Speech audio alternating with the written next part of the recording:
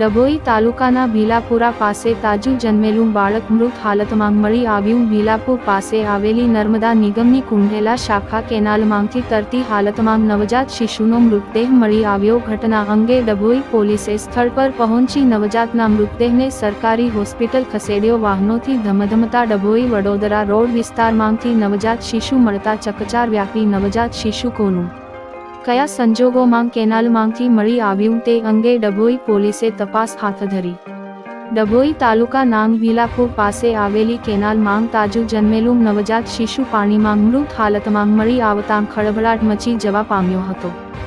જાણવા મળતી વિગતો અનુસાર ડભોઈ તાલુકાના ભીલાપુર ગામ પાસે આવેલ સરદાર સરોવર નર્મદા નિગમ લિમિટેડ કુંઢેલા શાખા નહેર કેનાલમાં પાણીમાં તરતી મૃત હાલતમાં નવજાત શિશુ મળી આવ્યું.